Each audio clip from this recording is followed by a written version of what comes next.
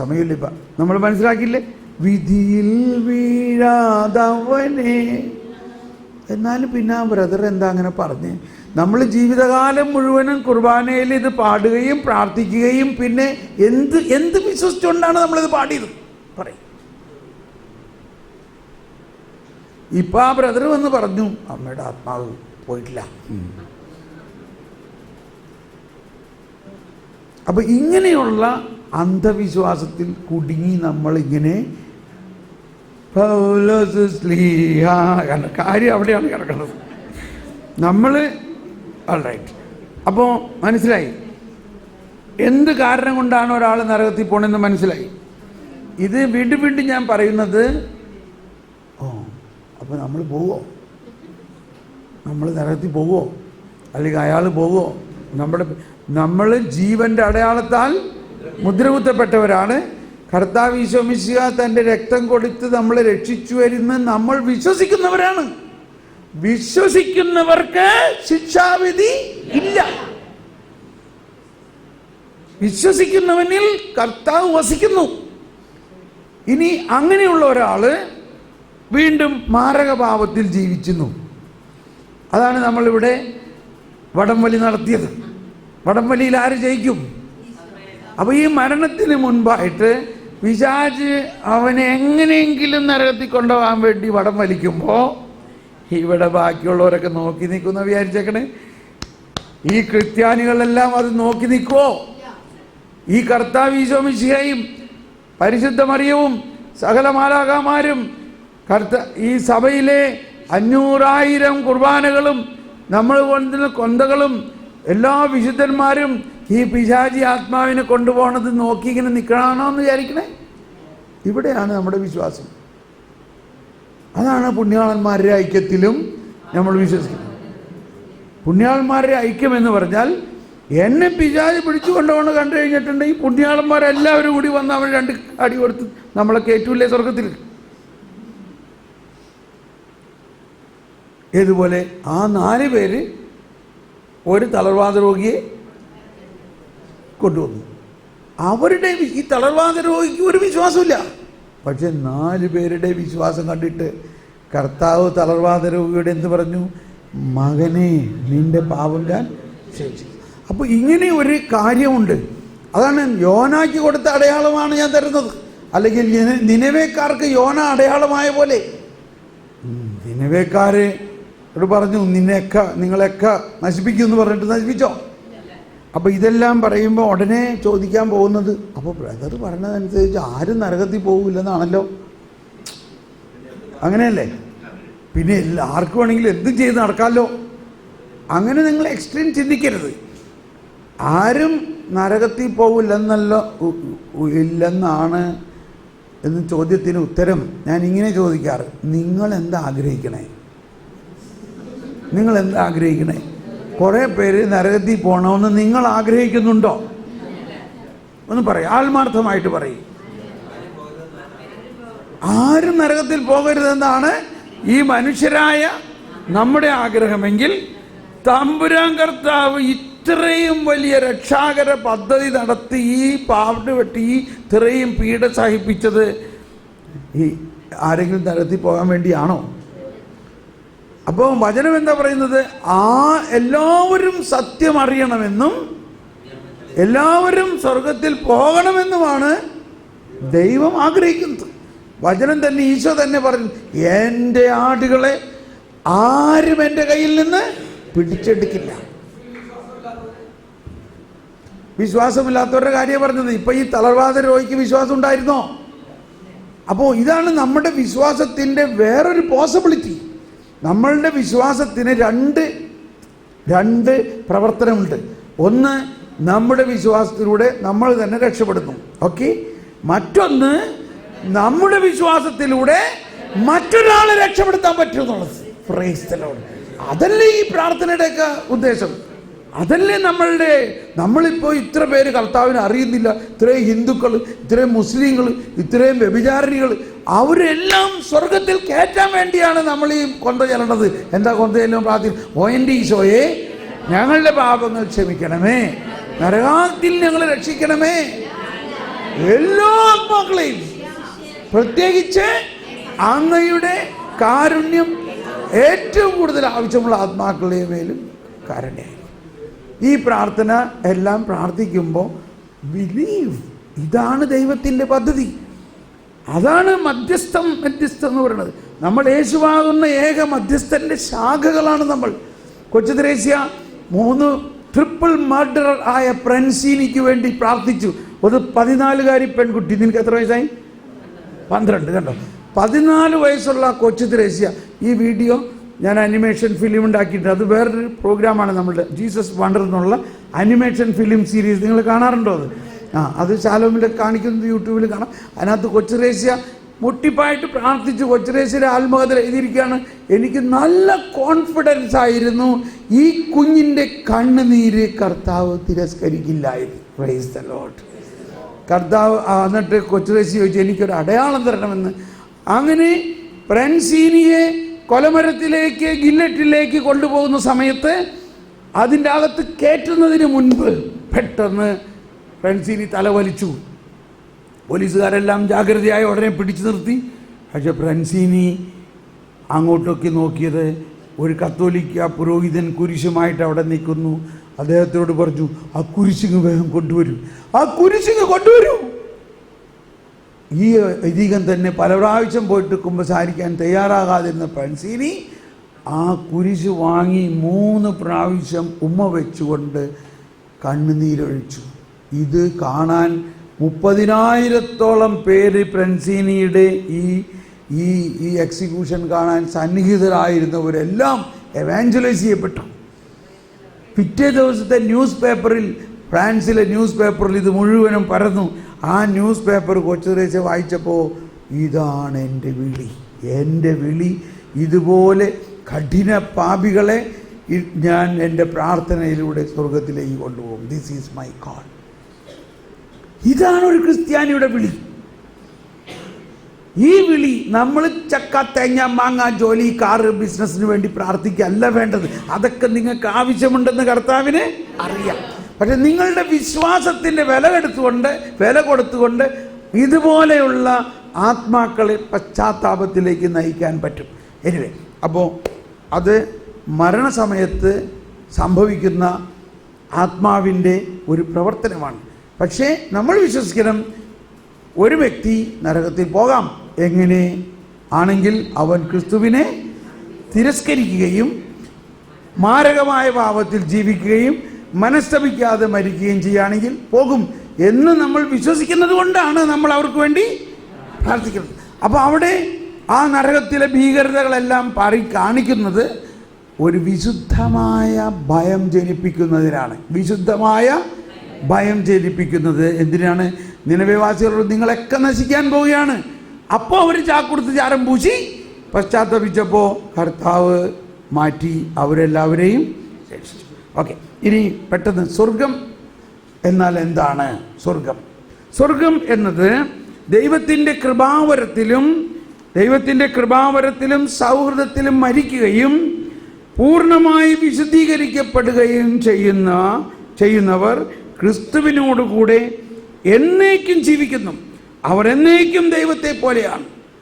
എന്തെന്നാൽ അവിടെ നിന്ന് ആയിരിക്കുന്നത് പോലെ അവർ അവിടുത്തെ മുഖം കാണും. രണ്ടാമത്, പരിശുദ്ധ ത്രിത്വത്തോടൊപ്പമുള്ള പൂർണ്ണമായ ഈ ജീവിതം കന്യകാമറിയത്തോടും മാലാഖമാരോടും എല്ലാ വിശുദ്ധരോടും ഒപ്പമുള്ള ത്രിത്വത്തോടുള്ള ജീവൻ്റെയും സ്നേഹത്തിൻ്റെയും സംസർഗത്തെ സ്വർഗമെന്ന് വിളിക്കുന്നു. അപ്പോൾ ത്രിത്വത്തോടൊപ്പമുള്ള പൂർണ്ണമായ ജീവിതമാണ്. അപ്പോൾ ത്രിത്വം എത്രത്തോളം പവിത്രമായിരിക്കുന്നോ അതുപോലെ നമ്മുടെ ആത്മാവിനെ പരിശുദ്ധാത്മാവും കർത്താവ് ഈശോ മിശിഹായുടെ ബലിയുടെ യോഗ്യതയിലൂടെയും നമ്മൾ പവിത്രീകരിക്കപ്പെടും. അതാണ് വിശുദ്ധീകരണത്തിന് വേണ്ടിയൊക്കെ നമ്മൾ പ്രാർത്ഥിക്കുന്നതിൻ്റെ കാരണം.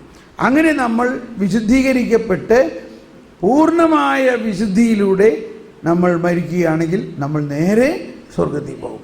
പക്ഷെ മരിക്കുന്ന സമയത്ത് പൂർണ്ണമായ വിശുദ്ധി ഇല്ലെങ്കിലും നമ്മൾ സ്വർഗത്തിലേക്ക് തിരഞ്ഞെടുക്കപ്പെട്ടവരാണ്. അവർ എന്താണ് ശുദ്ധീകരണ സ്ഥലം. ദൈവത്തിൻ്റെ കൃപാവരത്തിലും സൗഹൃദത്തിലും മരിക്കുന്നവർ പൂർണ്ണമായി ശുദ്ധീകരിക്കപ്പെട്ടവരല്ലെങ്കിൽ നിത്യരക്ഷയുടെ ഉറപ്പ് നേടിയവരാണ്. എന്നാൽ സ്വർഗീയ ആനന്ദത്തിലേക്ക് പ്രവേശിക്കുവാൻ ആവശ്യമായ വിശുദ്ധി നേടുന്നതിന് വേണ്ടി അവർ മരണാനന്തരം ശുദ്ധീകരണത്തിന് വിധേയരായിത്തീരുന്നു. തിരഞ്ഞെടുക്കപ്പെട്ടവരുടെ ഈ അന്തിമ വിശുദ്ധീകരണത്തെ സഭ ശുദ്ധീകരണ സ്ഥലം എന്ന് വിളിക്കുന്നു. ശപിക്കപ്പെട്ടവരുടെ ശിക്ഷയിൽ നിന്നും തികച്ചും വിഭിന്നമാണിത്. ഒന്നാമത് മനസ്സിലാക്കേണ്ടത്, ശുദ്ധീകരണ സ്ഥലത്തിൽ പോകുന്നവർ സ്വർഗത്തിലേക്ക് തിരഞ്ഞെടുക്കപ്പെട്ടവരാണ്. സ്വർഗഭാഗ്യത്തിലേക്ക് ഉള്ളവരുടെ ഫൈനൽ പോളിഷിംഗ് ആണ് അത്. അപ്പോൾ നമ്മൾ അതിനെ ഒരുപാട് ഭയത്തോടെയോ അവിടെ ഭീകര സംഭവങ്ങളാണ് നടക്കുന്നതെന്നൊക്കെ ഉള്ളത് പലരുടെയും തെറ്റായ വ്യാഖ്യാനങ്ങളാണ്. ശുദ്ധീകരണം സ്ഥലം എന്ന ഒരു സ്ഥലമല്ല, അതൊരവസ്ഥയാണ് ആത്മാവിൻ്റെ. ഒരാത്മാവ് സ്വർഗത്തിലേക്ക് തിരഞ്ഞെടുക്കപ്പെട്ട ആത്മാവ് പൂർണ്ണമായി ശുദ്ധീകരിക്കപ്പെട്ടതല്ലെങ്കിൽ ആ പൂർണ്ണ ശുദ്ധീകരണത്തിൻ്റെ പ്രക്രിയയിലൂടെ അത് കടന്നു വരും. നമ്മളിന്ന് പ്രാർത്ഥിച്ച് ശുദ്ധീകരണ സ്ഥലത്തിലെ ആത്മാക്കൾക്ക് വേണ്ടി നമ്മൾ പ്രാർത്ഥിക്കാറുള്ള പ്രാർത്ഥന എന്താ?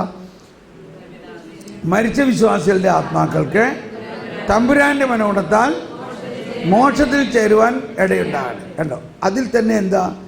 മരിച്ചത് ആരാണ് ഇവിടെ? വിശ്വാസിയാണ്. ഒരു വിശ്വാസി മരിച്ചാൽ എവിടെ പോകും? സ്വർഗത്തിൽ പോകും. പക്ഷേ സ്വർഗത്തിൽ പോകുമെങ്കിലും അവൻ്റെ പൂർണ്ണ വിശുദ്ധീകരണത്തിന് ആവശ്യമായ വിശുദ്ധീകരണത്തിന് വേണ്ടി നമ്മൾ പ്രാർത്ഥിക്കുന്നു. എന്താണ് അടുത്ത പ്രാർത്ഥന? നിത്യപിതാവേ, ഈശോ മിശിഹ കർത്താവിൻ്റെ വിലമതിയാത്ത തിരിച്ചോരയുടെ യോഗ്യതയാൽ ഈ ആത്മാവിൻ്റെ മേൽ കരുണയും. അപ്പോൾ നമ്മുടെ പ്രാർത്ഥനയാണോ ഈശോ മിശിഹ കർത്താവിൻ്റെ വിലമതിയാത്ത തിരിച്ചോരയുടെ യോഗ്യതയാണോ? നമ്മൾ പ്രാർത്ഥിക്കണം. നമ്മൾ പ്രാർത്ഥിക്കുമ്പോൾ ഈ വിശ്വാസത്തിലാണ് പ്രാർത്ഥിക്കേണ്ടത്. ഓക്കെ. പക്ഷേ ഇപ്പോൾ ഉടനെ നിങ്ങൾ ഒന്നും ചോദിക്കല്ലേ. നിങ്ങൾ ചോദിക്കാൻ പോണത് ഞാൻ ഇപ്പോഴേ പറയാം. ഇന്ന പുസ്തകത്തിൽ ഇങ്ങനെ പറഞ്ഞിരിക്കണു, ഇന്ന പുസ്തകത്തിൽ ഇങ്ങനെ പറഞ്ഞേക്കണു, ആ പുണ്യവാൻ ഇങ്ങനെ കേട്ടു, ബ്രിജിറ്റ ഇങ്ങനെ കണ്ടു, മറിയം തെരേസ ഇങ്ങനെ കണ്ടു. ഇങ്ങനെ ഓരോരുത്തർക്കും ഈ തോമസ് പോൾ പുണ്യാവനും കാണുന്നുണ്ട്. നിങ്ങൾ ഓരോരുത്തരുടെ പുണ്യാവനും ഇതൊക്കെ കാണാം. അതെല്ലാം അവരവരുടെ പ്രൈവറ്റ് റെവലേഷൻസ് ആണ്. അതൊന്നും നിങ്ങൾ ഒരു കോമൺ ഫാക്ടറായിട്ട് എടുക്കരുത്. കോമൺ ഫാക്ടർ ആയിരുന്നുവെങ്കിൽ അത് ഈ പുസ്തകത്തിൽ എഴുതേണ്ടതല്ലേ? ഇവിടെയാണ് നമ്മൾ ജ്ഞാനത്തിന് വേണ്ടി പ്രാർത്ഥിക്കണം എന്നും ദൈവനീതി മനസ്സിലാക്കണം. ദൈവം നമ്മൾ പിതാവിൻ്റെ സ്നേഹവും നീതിയും മനസ്സിലാക്കിയില്ലേ? ഈ പിതാവ് ഈ ആത്മാവിനെ അവിടെ തീയിലിട്ട് പൊരിക്കാനാണോ കൊണ്ടുപോണത്? പറയും. അപ്പം നമുക്കുള്ള ബോധ്യം എന്താണ്? അയ്യോ, അവിടെ ഭയങ്കര പീഡയാണ്, അവിടെ ഭയങ്കര വേദനയാണ്. കർത്താവ് ഈശോ മിശിഹായെ കൂടുതൽ വേദനിക്കോ? കർത്താവ് ഈശോ മിശിഹ അനുഭവിച്ച വേദനയെ കൂടുതൽ വേദനിക്കോ? അപ്പോൾ ഇത് ഓരോ സിംബോൾസ് കാണുമ്പോൾ നമ്മളതിൻ്റെ വ്യാഖ്യാനം, അവിടെ തീ കണ്ടു കഴിഞ്ഞാൽ അതിൻ്റെ അർത്ഥം അവിടെ പൊരിക്കുമെന്നല്ല, അത് ദൈവസ്നേഹാഗ്നിയുടെ തീ ആയിക്കൂടെ? ഓരോ ദർശനങ്ങൾക്കും അതിൻ്റേതായ വ്യാഖ്യാനങ്ങളുണ്ട്. ആ വ്യാഖ്യാനങ്ങൾ പഠിക്കാതെ തീ കണ്ടു അത് മാത്രം വെട്ടി പുസ്തകത്തിൽ എഴുതിയത് കൊണ്ട് കാര്യമില്ല. അതുകൊണ്ട് നിങ്ങൾ വളരെ ജാഗ്രതയായിരിക്കുക. നമ്മൾ ഈ പൊതുവായിട്ട് പറയുന്ന മാതിരി അത്ര ഭയാനകമായ ഒരു അവസ്ഥ അല്ല ശുദ്ധീകരണ സ്ഥലം. ഓക്കെ. ഇനി എന്താണ് നരകം? എന്താണ് സംശയം?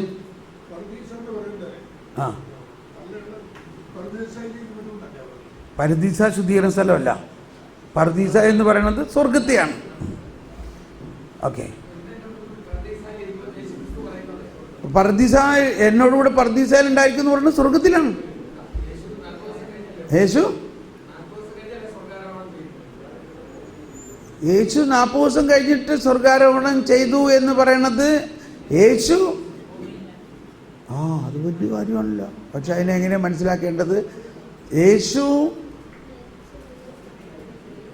ഇന്ന് നീ എൻ്റെ കൂടെ പർദീസയിലായിരിക്കും.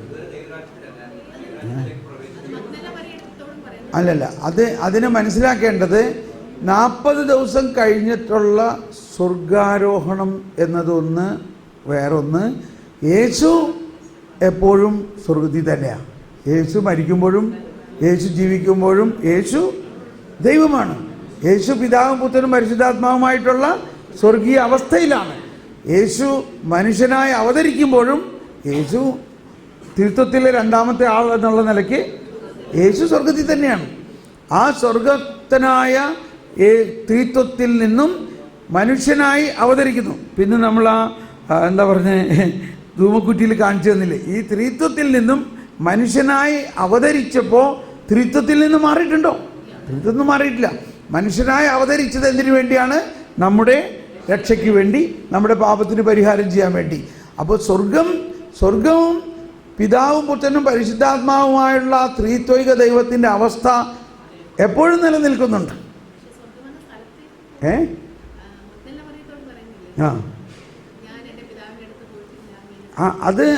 അതെല്ലാം ഈ മരിച്ച അവസ്ഥയിൽ ഉള്ള അവസ്ഥയെക്കുറിച്ചുള്ള അവസ്ഥയാണ്. മരണം കഴിഞ്ഞ് പുനരുത്ഥാനം കഴിയുമ്പോൾ ആ പുനരുത്ഥിതനായ യേശുവിൻ്റെ അവസ്ഥ.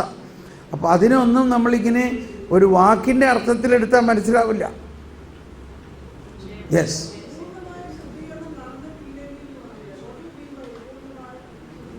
പൂർണ്ണമായ ശുദ്ധീകരണം എന്ന് പറഞ്ഞാൽ ത്രിത്വൈക ദൈവം എങ്ങനെ പരിശുദ്ധനായിരിക്കുന്നുവോ അതുപോലെയുള്ള പവിത്രത നമ്മൾക്ക് കിട്ടും.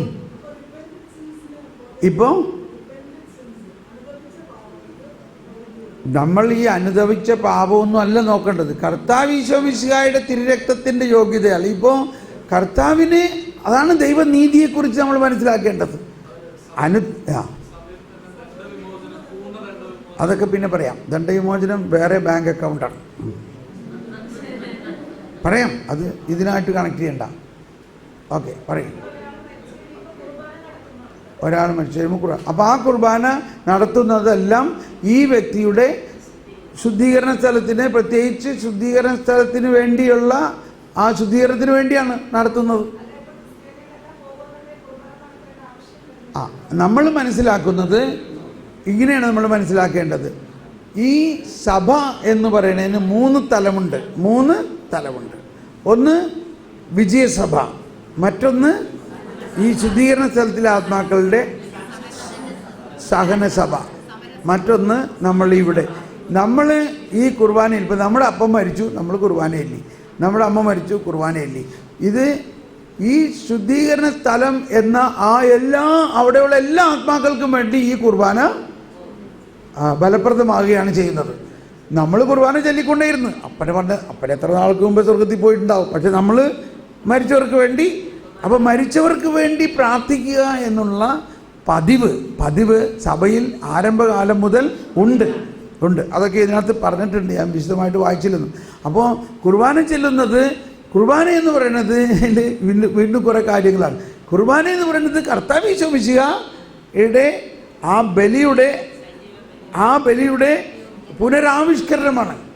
അതിൽ ഈ ശുദ്ധീകരണ സ്ഥലത്തിലെ എല്ലാ ആത്മാക്കൾക്കും മാത്രമായിട്ടല്ല, ശുദ്ധീകരണ സ്ഥലം ഇവിടുത്തെ ആളുകൾക്കൊക്കെ അതിനകത്ത് കൃപ കിട്ടുന്നുണ്ട്. ഓക്കെ, ഇനി നിങ്ങൾക്ക് പ്രൈവറ്റായിട്ട് പിന്നെ എന്നോട് സംസാരിക്കാം, അല്ലെങ്കിൽ സമയം പോകും. പെട്ടെന്ന് നരകത്തിലേക്ക് പോവുകയാണ് നമ്മൾ. എന്താണ് നരകം? നരകം എന്നത് ഞാൻ വായിച്ച പ്രാവശ്യം മനസ്തപിച്ച് ദൈവത്തിൻ്റെ കരുണാർദ്രമായ സ്നേഹം സ്വീകരിക്കാതെയും മാരകമായ പാപത്തിൽ ജീവിച്ച് അനുതപിക്കാതെയും മരിക്കുന്ന ആത്മാക്കൾ അവരുടെ സ്വന്തം തീരുമാനപ്രകാരം എന്നേക്കുമായി ദൈവത്തിൽ നിന്ന് വേർപെട്ട് നിൽക്കുക എന്നതാണ്. ദൈവത്തോടും വാഴ്ത്തപ്പെട്ടവരോടുമുള്ള സംസർഗത്തിൽ നിന്ന് സുനിശ്ചിതമായി തന്നെ വേർപെടുത്തി നിർത്തുന്ന ഈ അവസ്ഥയെ നരകമെന്ന് പറയുന്നു. പല പ്രാവശ്യം ഞാൻ പറഞ്ഞു കഴിഞ്ഞു, ക്ലിയർ ആയില്ലേ? 3 കാര്യമാണ് അതിനകത്ത് പ്രധാനം. ഈ കർത്താവിനെ തിരസ്കരിക്കുകയും മാരകമായ പാപത്തിൽ മനസ്തപിക്കാതെ മരിക്കുകയും ചെയ്യുന്ന അവസ്ഥയിലാണ് ഒരു ആത്മാവ് നരകത്തിലേക്ക് പോകുന്നത്. ഇപ്പോൾ ക്രിസ്തുവിനെ അറിയാതെ അയാൾ ക്രിസ്തുവിനെ കുറിച്ച് കേട്ടിട്ടില്ല. അപ്പോൾ അയാൾക്ക് എന്ത് സംഭവിക്കും? അതാണ് റിഡംറ്റോറിയസ് മിസ്സിയോയിൽ പോപ്പ് ജോൺ പോൾ II പ്രബോധനം ഇതാണ്: കാറ്റ് അതിന് ഇഷ്ടമുള്ളിടത്ത് വീശും. നമ്മൾക്ക് മനസ്സിലാകാത്ത രീതിയിൽ, ഇപ്പോൾ എനിക്ക് നേരിട്ടറിയാവുന്ന ഒരു പെൺകുട്ടി പറയാണ്, എന്നെ ഒരു ദിവസം കർത്താവ് എൻ്റെ അടുത്ത് വന്ന് നിൽക്കണു, എന്നിട്ട് പറഞ്ഞു, അമ്പിളി ഞാൻ യേശുവാണ്, ഞാൻ നിന്നെ സ്നേഹിക്കുന്നു. അവളോട് നേരിട്ട് ഈശോ വന്ന് സുവിശേഷം അറിയിച്ചു. അവൾ പറയാണ്, ഞാൻ യേശുവിനെ കുറിച്ച് ടി വിയിലോ ഇതൊന്നും കേട്ടിട്ടില്ല, യേശു നേരിട്ട്, അതാണ് കാറ്റ് അതിന് ഇഷ്ടമുള്ളിടത്ത് വീശുന്നു. നമ്മൾ ഈശോയുടെ സുവിശേഷം പ്രഘോഷിക്കാൻ കടപ്പെട്ടവരായ നമ്മൾ പ്രഘോഷിക്കുന്നില്ലെങ്കിൽ കർത്താവ് നേരിട്ട് പോയി പ്രഘോഷിക്കും. മാലാഖമാർ വാസ്തവത്തിൽ അവരുടെ പ്രധാന ജോലി സുവിശേഷം പറയുക എന്നുള്ളതാണ്. നമ്മൾ സുവിശേഷം പറയുമ്പോൾ നമ്മൾ വലിയൊരു മാലാഖയാണ്. വിശുദ്ധന്മാർ ഇവരെല്ലാം, ഇപ്പോൾ പാതിരിപ്പിയോൻ്റെ കാര്യം ആരോ പറഞ്ഞു, ഈ പാതിരിപ്പിയൊക്കെ എന്തോരാളുകളോടാണ് സംസാരിക്കണമെന്നറിയാമോ? അവരുടെ ഭയാനകമായ, അവർ ദർശനത്തിൽ കാണുന്നു, അവർക്കൊന്നും അറിഞ്ഞൂടി പാതിരിപ്പിയാണെന്ന്. ഒരു വയസ്സായ പാപ്പനടുത്ത് വന്ന് നിൽക്കണം. അവസാനം പറഞ്ഞു വന്നപ്പോഴാണ് അദ്ദേഹത്തിൻ്റെ കയ്യിലൊക്കെ ഒരു തരം മുറിവുണ്ടായിരുന്നു. അപ്പോഴാണ് നമുക്ക് മനസ്സിലാവുന്നത് പാതിരിപ്പിയായിരുന്നു എന്നുള്ളത്. അപ്പോൾ ഇങ്ങനെ നമ്മൾക്കറിയാൻ പാടില്ലാത്ത രീതിയിൽ, വിസ്മരണീയമായ രീതിയിൽ, അതാണ് ഈശോ പറഞ്ഞതിൻ്റെ അർത്ഥം, കാറ്റ് അതിന് ഇഷ്ടമുള്ളിടത്ത് വീശുന്നു. നമ്മൾ പ്രോത്സാഹജനകമായിട്ട് നമ്മൾ മനസ്സിലാക്കേണ്ടത്, കർത്താവ് ഈശോ മിശിഹ സർവ മനുഷ്യർക്കും വേണ്ടി പീഡ സഹിച്ചോ? അതാണ്. അത് മനസ്സിലാക്കി നമ്മൾ വിശ്വസിക്കുമ്പോൾ നമ്മളെ അതുപോലെ ഒരുപാട് ആളുകളുടെ അടുത്തേക്ക് ഉപയോഗിക്കും. അവരെല്ലാവരും രക്ഷിക്കപ്പെടണമെന്നുള്ള ദാഹമുണ്ടാകണം. അപ്പോൾ മരിക്കാനിരിക്കുന്ന ഒരാളെ അടുത്ത് കർത്താവ് എങ്ങനെയെങ്കിലും ആരെയെങ്കിലും കൊണ്ടുവന്ന് എത്തിച്ച് അവനെ എങ്ങനെയെങ്കിലും കർത്താവിനെ കുറിച്ച് അറിയിച്ച് അവനെ രക്ഷിക്കാനുള്ള പരിപാടികൾ ചെയ്യും. എത്ര വലിയ പാപിയാണെങ്കിൽ അവനെ ആ പാപത്തെക്കുറിച്ച് പശ്ചാത്തപിച്ച് അവനെ രക്ഷിക്കാനുള്ളത് കർത്താവ് ചെയ്യും എന്ന് നമ്മൾ വിശ്വസിക്കുന്നു. യെസ്.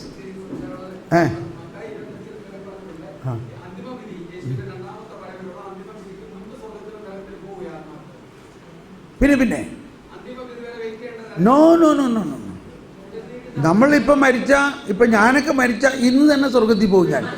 എനിക്ക് യാതൊരു സംശയമില്ല. അതെല്ലാം അന്ത്യവിധിയുടെ കാലത്ത്, അന്ത്യവിധി സമയത്ത്, അതാണ് അടുത്ത് പറയാൻ പോണം. തോക്കിക്കറി വെടിവെക്കില്ലേ? അടുത്ത് പറയാൻ പോണതാണ് എന്താണ്. അപ്പോൾ നരകം മനസ്സിലായില്ലേ? നരകത്തെക്കുറിച്ച് പറയുന്നത്, നരകത്തിൽ പോകാൻ ആരെയും ദൈവം മുൻകൂട്ടി നിശ്ചയിക്കുന്നില്ല.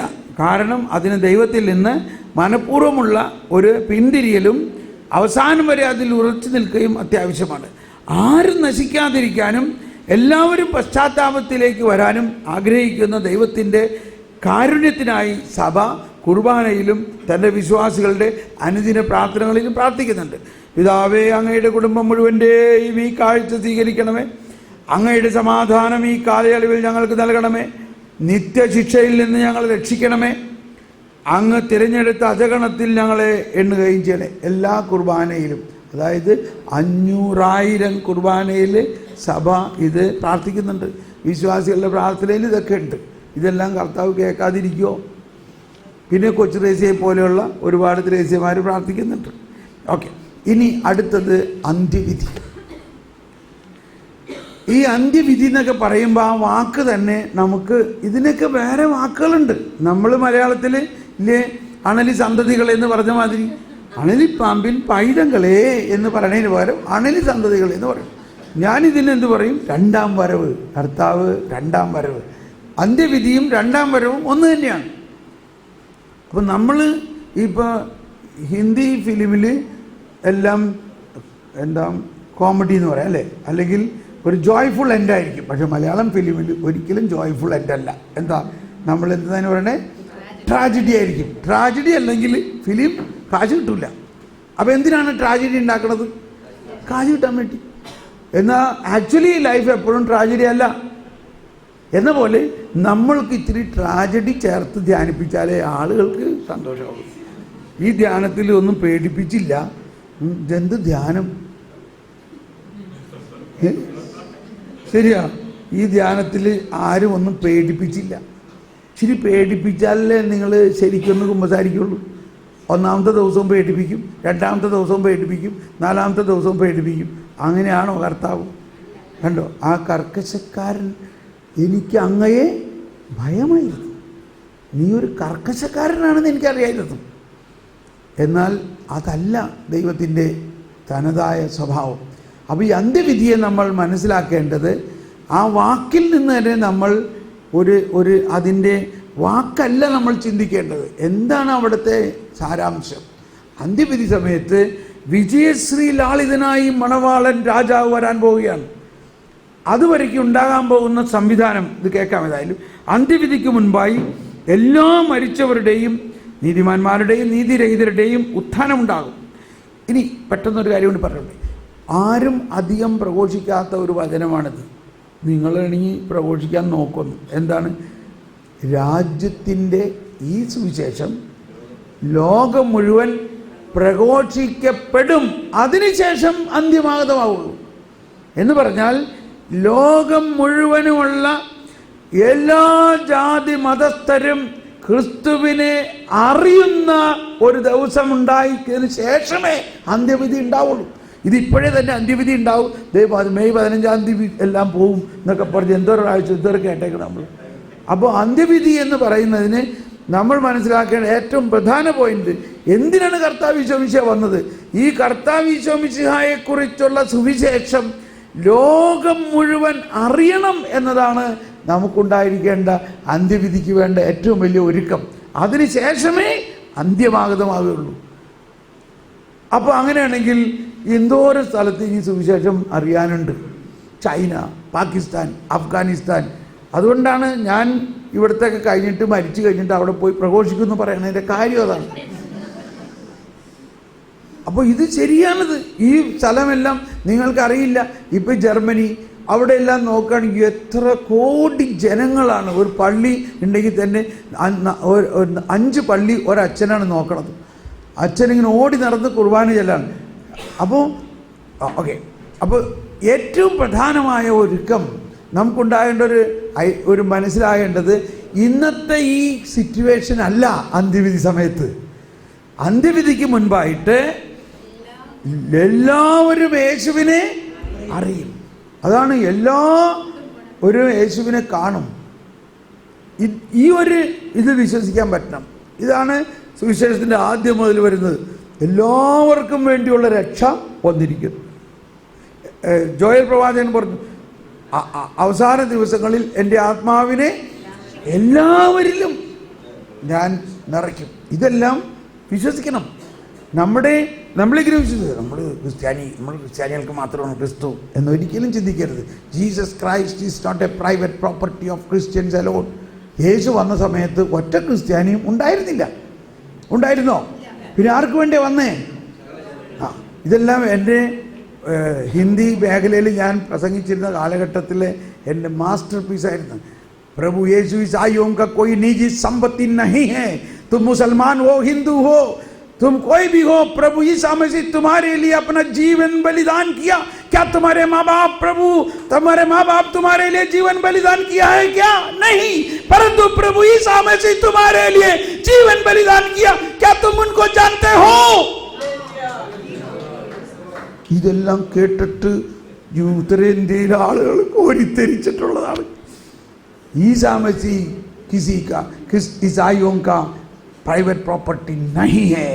ईसा मसीह समस्त संसार के लिए जीवन बलिदान किया. ഇച്ചിരി ഹിന്ദി അറിയാവുന്നവർക്കൊക്കെ സന്തോഷമായി കാണുമായിരിക്കില്ലേ? ഹിന്ദി പാട്ടൊക്കെ ഉണ്ട്, അതിനൊന്നും സമയമില്ലേ പോയിട്ട് ചെയ്യാൻ പറ്റും.